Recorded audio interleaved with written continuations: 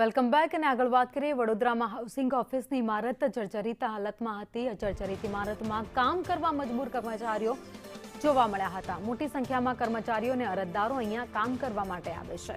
PM Awas Yojana road project સહિત 5 કચેરીઓ અહીંયા આવેલી છે।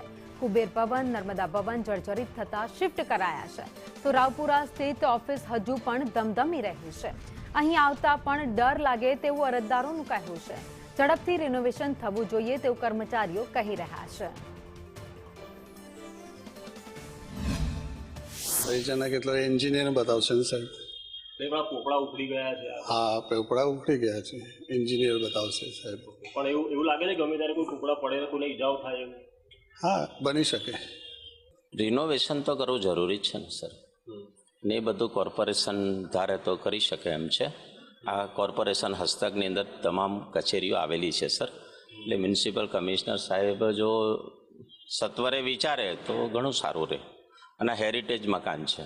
हम लोग तो ये दूसरी बार आए, एक बार आए थे पर राशन कार्ड ऐसा कुछ था नहीं तो नहीं मिला, तो फिर दोबारा आए।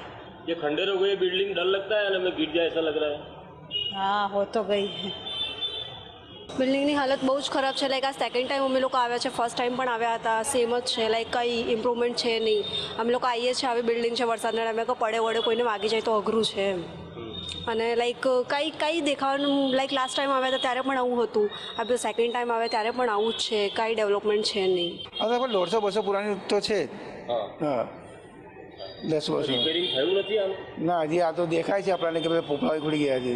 તમે અહીંયા બેઠા છો તો ડર લાગે છે? બીક તો લાગે ને, કોઈ પડે વડે માથું તૂટી જાય તો બધું બહાર જ બેસી જાય।